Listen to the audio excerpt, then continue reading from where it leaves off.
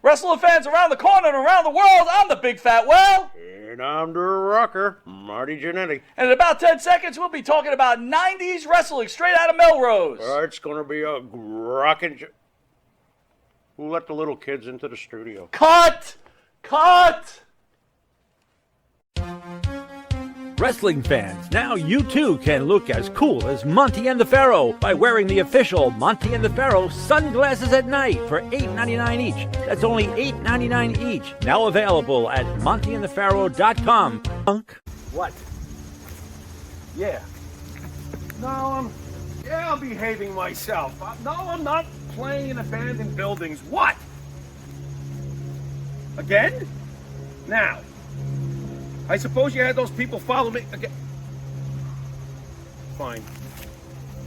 Hey, this is Jimmy Farrow from Monty and the Pharaoh, and I want to thank all our subscribers. We have now passed 14,000 on our YouTube channel. But I want to ask our subscribers to take the next step for us and become a full-fledged member of Monty and the Pharaoh. Yeah, that's right, folks. There's 3 different levels to choose from. There's free shirts, there's free autographs. Just check it out and become a member of Long Island's #1 pro wrestling broadcast, Monty and the Pharaoh. Later.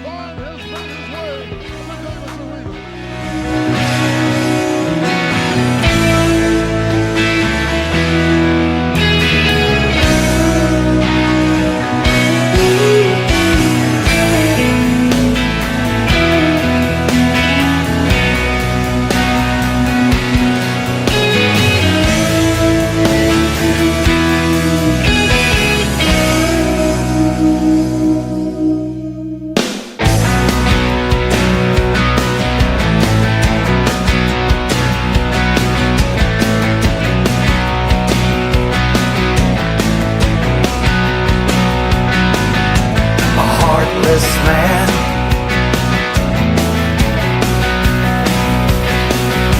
who walks him around,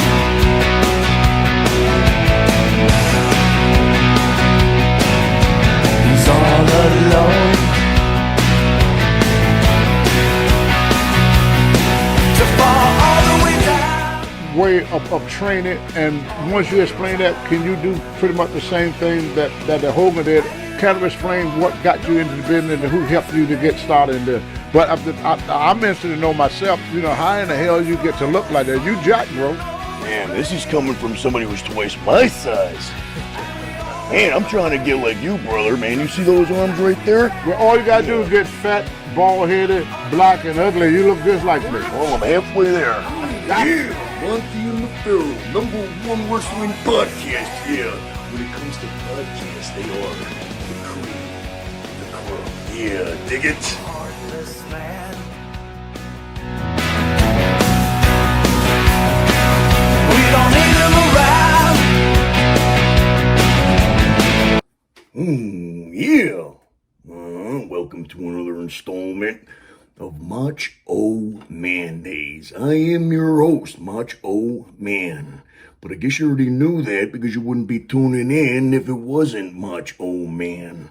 So here I am, complete with fake microphone stand, the fake headset, and the very real Intercontinental Heavyweight title. Yeah, it accompanies me wherever I go.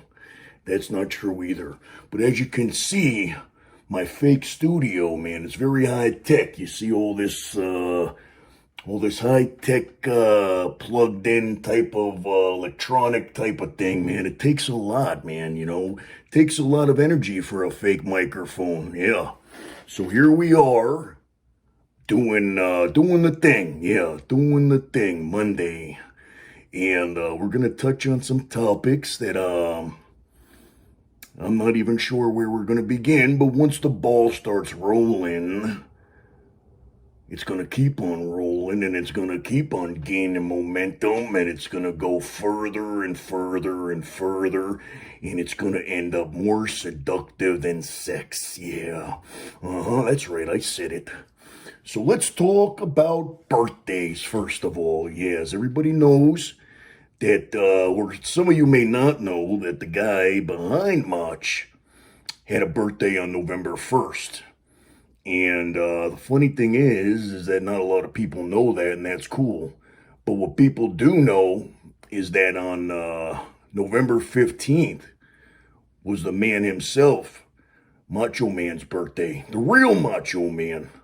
Because I know you guys get us confused.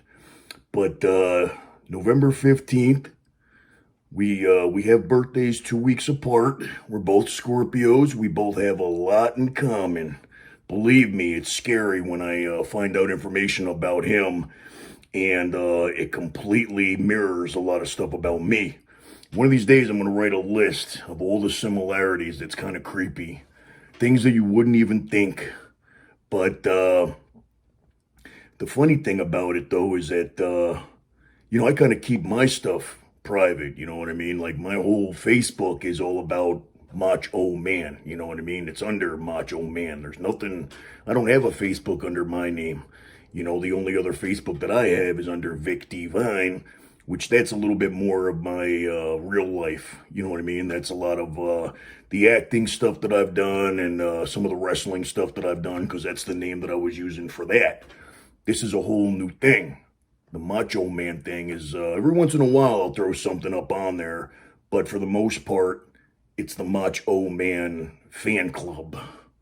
So, the thing that surprised me, and the thing that I really took compliments, it was a huge compliment that I saw how many people would tag my name in all of the posts that were out there on social media wishing Randy Savage a happy birthday.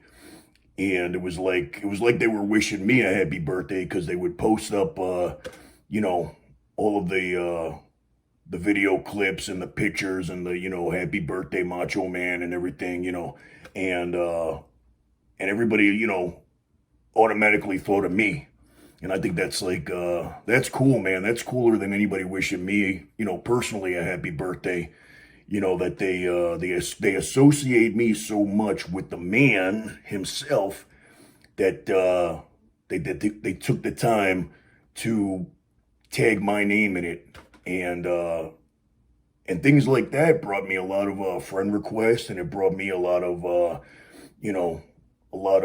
new eyes on me.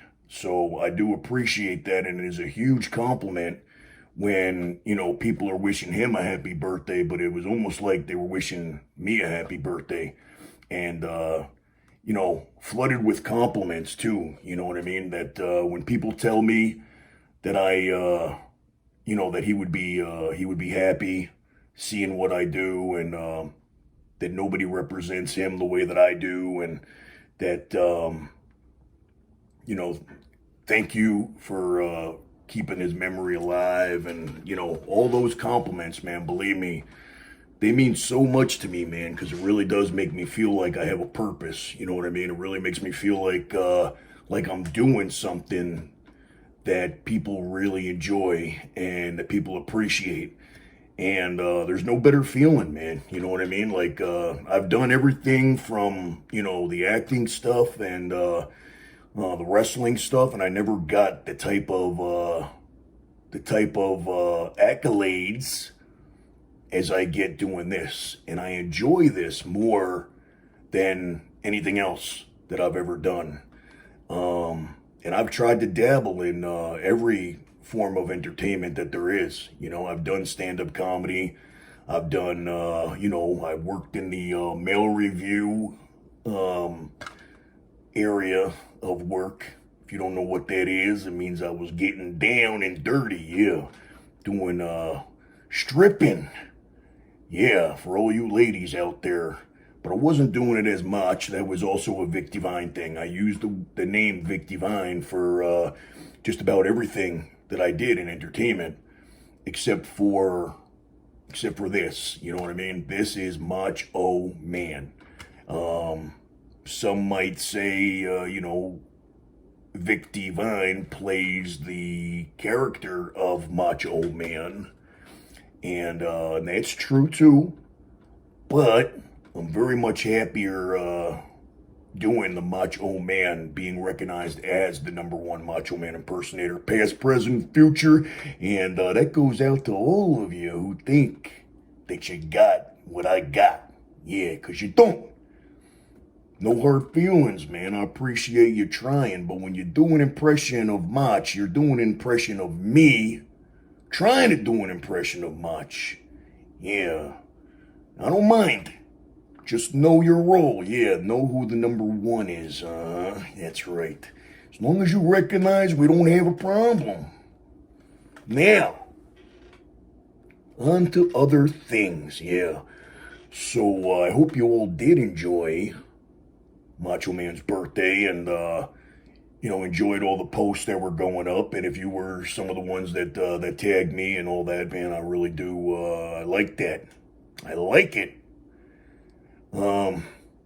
Sad thing is that when May rolls around, I believe it was May 20th, I get dates mixed up. But, that was the day that he passed away. And, funny thing is, or not so funny, but I get a lot of messages on that day too, for people wishing me their condolences and stuff like that, because they know that, that I'm probably affected by that day. Without a doubt I am, you know what I mean? That was a very sad day, as all of the days are with any passing of any wrestler. But of course that one, hit pretty hard. So it's not pleasant, but it is nice to be associated with anything that has to do with Macho Man. And all I could say is, everybody has a talent, everybody has a gift, everybody has, some sort of, I don't know, talent or gift to give to this world.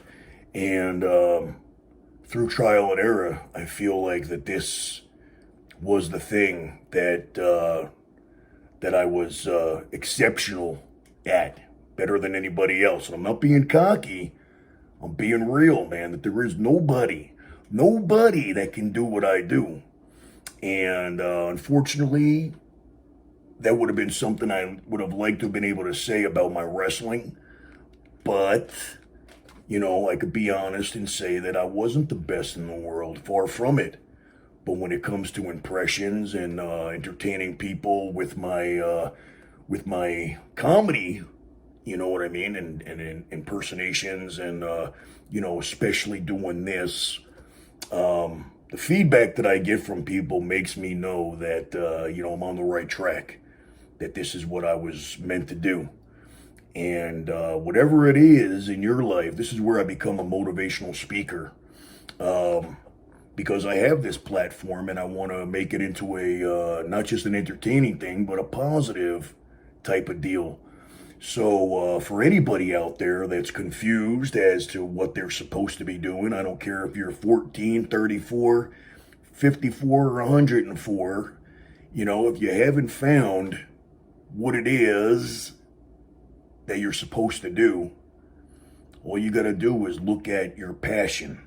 Whatever your passion is, man, whatever you feel is something that you're better than anybody else at, but even more importantly, you do what you love to do. That is the main thing. So the first thing you need to do is say, what is it that I'm better at than anybody else? What is it that I'm passionate about?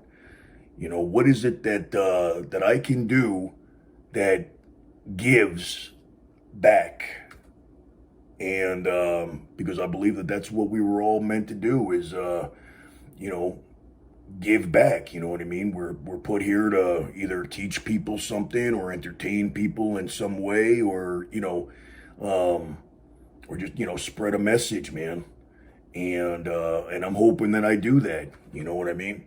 I'm hoping that people will take something positive from what I do. And when it's all said and done and the smoke clears and the dust settles, not to be too cliche with wrestling promos, but, you know, I would like to be remembered as somebody that sent a positive message out there, and that people were able to take something away from that.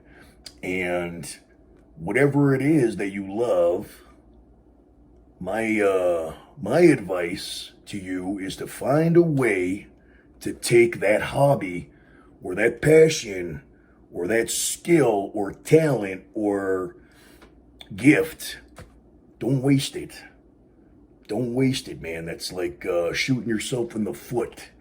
You know what I mean? Take whatever it is and find a way to monetize it. Number one, because we all need, you know, we all need to make money. But why would you want to spend 40 hours a week or more? Actually, 40 hours a week is like part-time nowadays. But why would you want to work that many hours doing something that feels like work? Why would you want to do something that you don't enjoy when you could take whatever it is that you're passionate about and combine that with making money? Take your passion and your job and intertwine the two. You understand what I'm saying? And it doesn't even matter what it is. If you have a passion for photography and you're good at it and you enjoy it, there are ways to monetize that. There are ways to start your own business. There are ways to get your stuff out there, man. You know what I mean? Nowadays, with the internet, you got free advertising like, you know, like no other time before, man. This is the time, you know, and especially with everything that's been going on with COVID and this and that, a lot of people have gotten smart and they took their talent and they created a way to make a living doing what they do and doing what they love. And it doesn't even matter what it is. Even if you think it's ridiculous, man, you're your worst critic. You know what I mean? You're going to be the first one to say, oh yeah, but I can't do that. But why can everybody else do it, but you can't? Doesn't make any sense. If you love kids and you don't work with kids right now, why not? Why not? Because now you're not only doing a disservice to yourself, because now you're doing something that you don't want to do, but these kids out there who need somebody who is passionate about them, and you could change their lives. I don't think I'm changing anybody's life doing what I do, or maybe I am, and that's great. But there's some people out there that really could make a difference in somebody's life. And that difference could be you just going after what it is that you love. You understand what I'm saying? It's a win-win for everybody, man. But the only one who's losing out by not jumping on the opportunity to do what you do, to do what you love, and to make money, that's all on you, man. So, you know, this whole Motch thing, man, this all started with somebody, you know, I should have thought about it a long time ago. I was always able to do the Motch thing, but, you know, it was just kind of like I was a wrestler that just happened to be able to do a Macho Man impersonation. But I never put the two together. I never wrestled as Motch, except for later on, you know what I mean? When I was pretty much done with wrestling, then I started to kind of like do some wrestling appearances in the ring, you know what I mean? Recently I posted something up from a battle royal from like 2 years ago.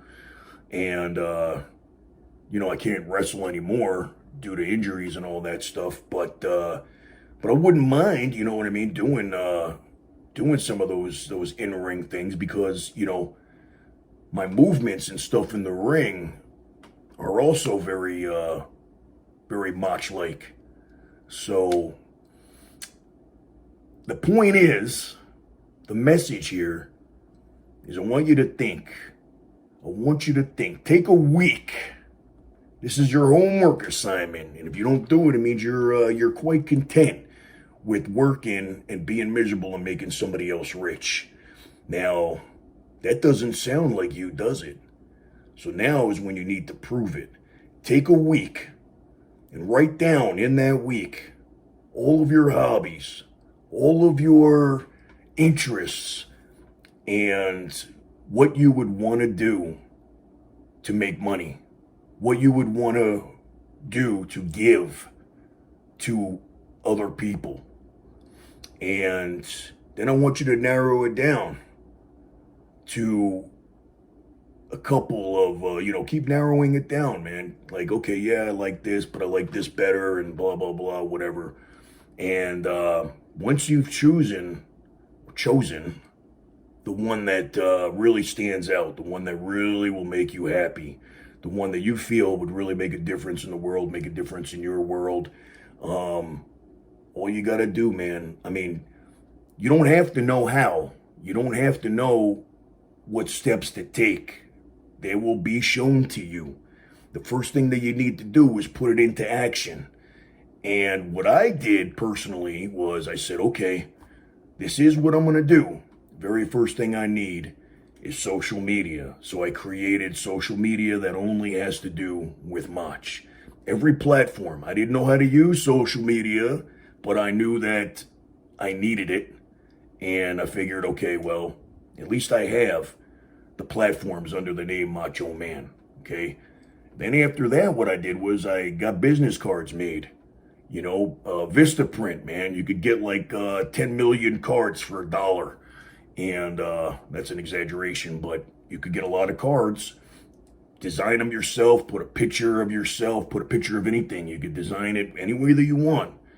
And you put your social media on there.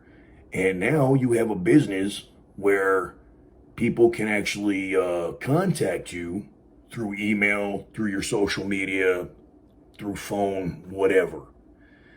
And then you just have samples of your work, man. If you're really into photography, chances are that you have a lot of photographs that you've taken over the course of your life, and that could be your portfolio.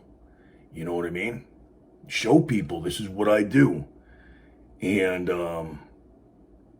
then from there, you start to expand. Let's say that you do just regular photography. Now you want to do like weddings, which is, there's always a demand for wedding photographers. So you work on your craft and you learn how to really capture important photographs for weddings.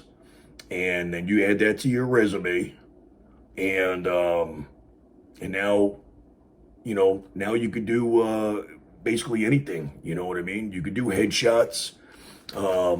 Wrestlers always need their 8x10s, man. Start reaching that audience. And I'm just using photography as an example because it really is a great skill, and it's not something that everybody can do. You know what I mean? It's not just picking up a camera and taking pictures. I mean, photographers are artists, and when they see something, they capture, they see a certain something, and they see it as art where we may not see it as anything, but they see a certain, a certain like, I don't know, like a picture, you know what I mean? They see it as like, we may see the sun going down, but what they see is like a beautiful, shot of the horizon, you know what I mean? And the water and the, whatever. I mean, it really is. When you look at real photography, man, you really are looking at an art form. Wrestling is an art form. Painting is an art form. Music is an art form. Find your art form is basically what you need to do. And don't be afraid, man. That's what keeps people from doing what they want to do, man, is fear. Fear of failing. So what? So you fail, and then you do it again, or maybe you fail to realize, you know what, there's something that I like better. There's something out there that maybe you don't want to do photography. Maybe it's something with animals, right? Maybe you were taking pictures of animals and you realize that you love animals more than you love photography. And now you want to start up some type of an adoption service or, whatever. Just don't settle, man. Don't settle and say, well, I'm going to work doing this that I'm miserable at because it's a steady paycheck. I think we've all learned that there's no such thing as a steady paycheck. You know what I mean? That when this COVID thing hit, man, people that thought they had a steady career wound up finding themselves out of work. And there's a big lesson to be learned there, man. You know what I mean? Like, just do what it is that you love. And don't think about consequences, and don't think about the what ifs, and don't think about, failing or any of that stuff. Get all that out of your mind, man. When you get all that out of your mind, you'd be surprised how far you could really go. We are our worst critics. We are our worst obstacle. You know what I'm saying? We're the only ones that don't allow ourselves to succeed. Nobody could stand in our way except for ourselves. And that's the lesson here, man. That is a big lesson. And I know that all these things sound very cliche and you've heard them all before. But the reason why you keep hearing it is because it's a message that you have not yet listened to. And whether it's coming from Motch, or it's coming from a website, or it's coming from a friend or family, the deal is that you have to take what you love, find a way to monetize that, and work hard at making it happen. It happened for me with wrestling. I said at 11 years old, I'm going to be a wrestler. That's what ended up happening. I became a wrestler. I worked for WWE on a enhancement talent basis. I worked, trained with OVW, and, I did about 12 years of being in the wrestling business, and it's all because I said that that's what I was going to do.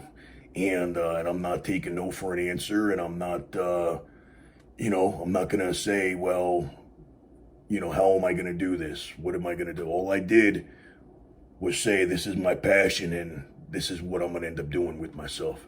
And that's exactly what happened. Now, sometimes things come up like injuries or whatever, whatever it might be. Sometimes you got to switch gears, man. And I said from the very beginning, okay, my backup plan, which I never liked having a backup plan because that meant that I didn't believe in myself fully. And I know it sounds kind of crazy, and people will say always have a backup plan and, get an education, which, I do believe that having a backup plan is a good idea. But don't let that backup plan be your safety net to tell yourself, well, if this doesn't work, I have this. You want to have a safety net, but ignore that it's there. You know what I'm saying? If you're doing a high wire, you know that there's a safety net there. You're still not trying to fall. You know what I mean? So, have a backup plan, but don't rely on that backup plan to determine the success of your original plan. You know what I'm saying? So, this is a very important lesson.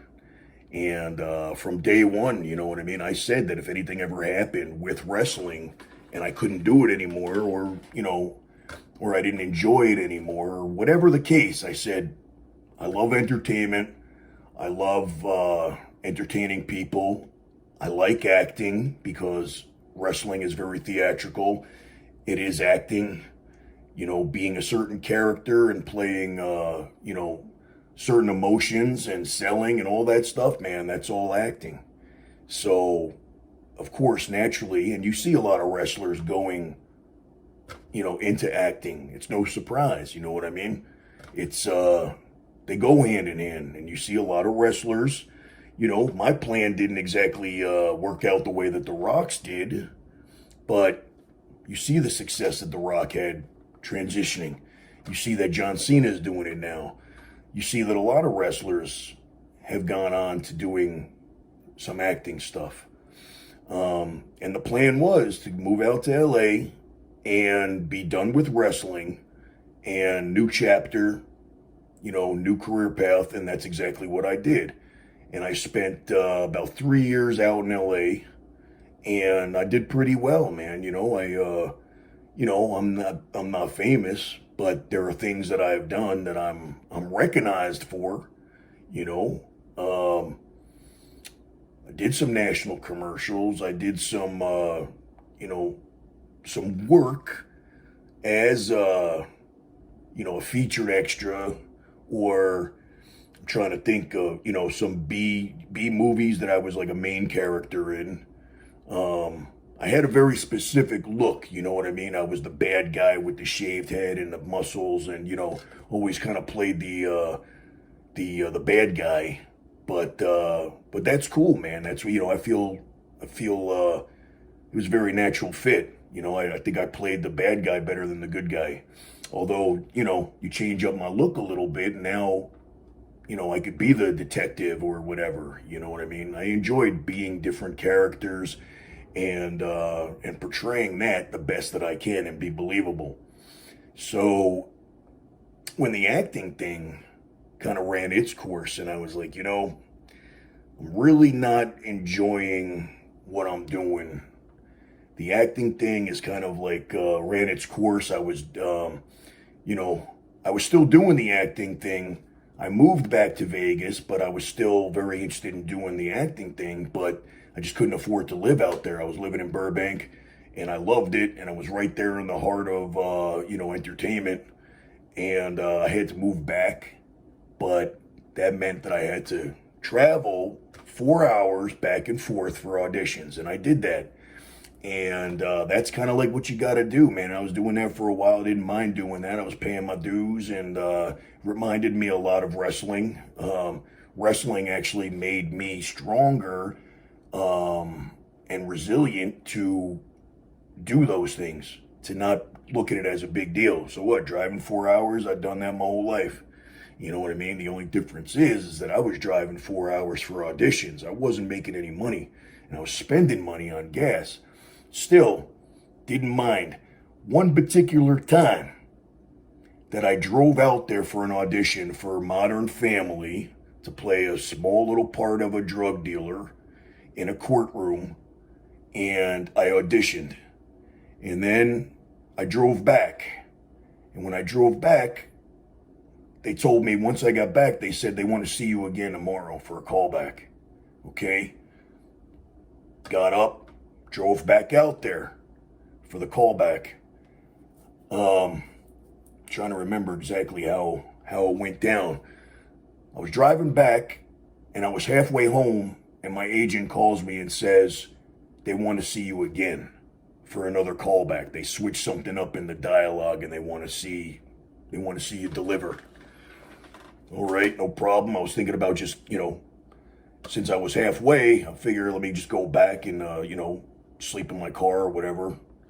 And I said, no, you know what? Let me go out, go back home, get a little bit of rest, and head back out there in the morning. And that's what I did. Drove back out there. Thank God I had a reliable car at that time, man. A lot of driving. Drove back out there, did the audition, and just kind of like, you know, just forgot about it. Just, you know, okay, I'm doing what I got to do. And then I got the call that I got the role. And it was in, you know, itty bitty role, but it looked good on the resume.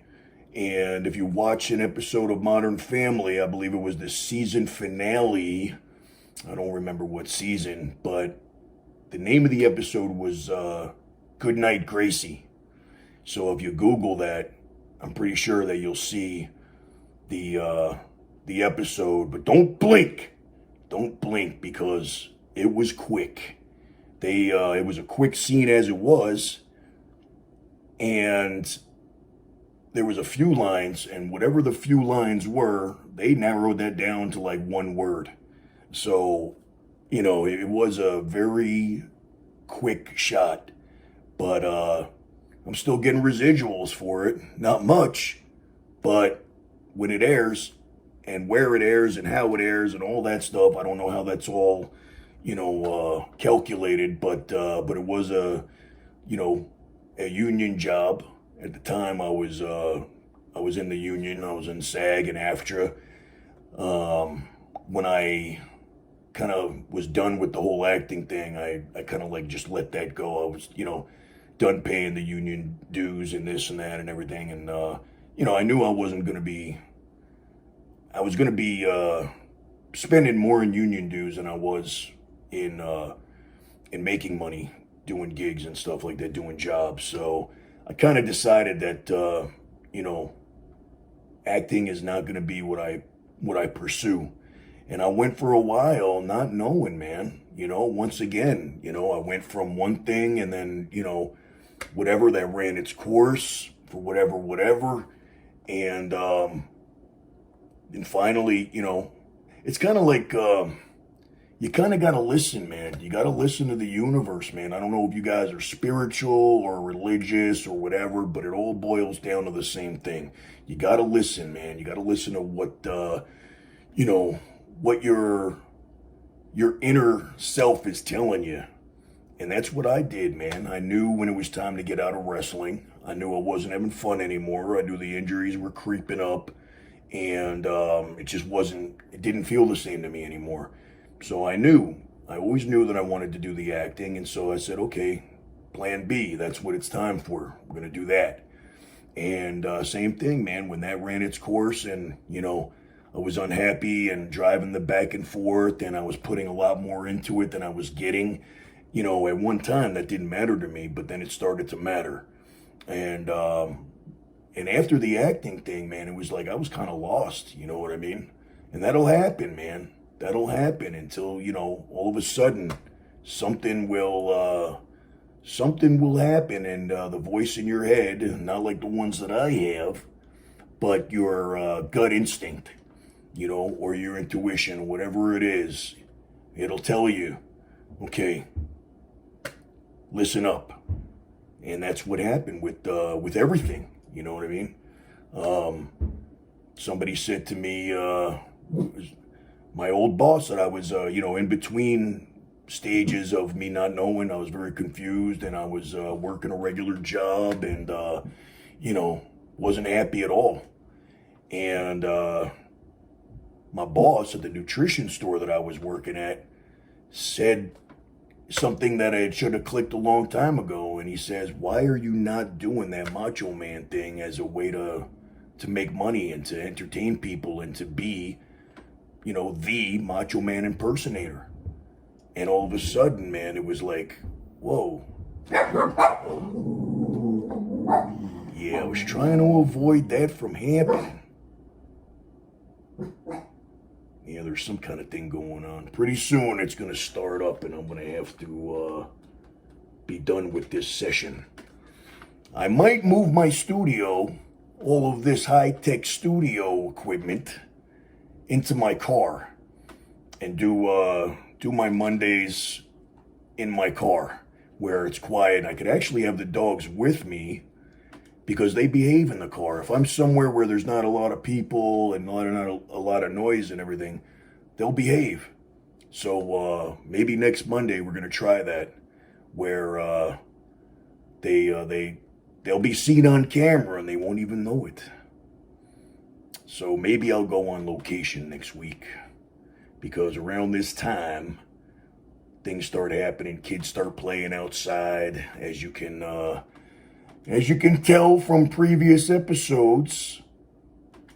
The kids out there like to make a lot of noise, and then the dogs make a lot of noise, and then I make a lot of noise because it gets me to my boiling point. Yes, it does. And I know some of you may enjoy that, but I don't enjoy it. You know what I mean? They get me hot. They get my blood pressure rising. Yeah, over the top. Nobody needs that.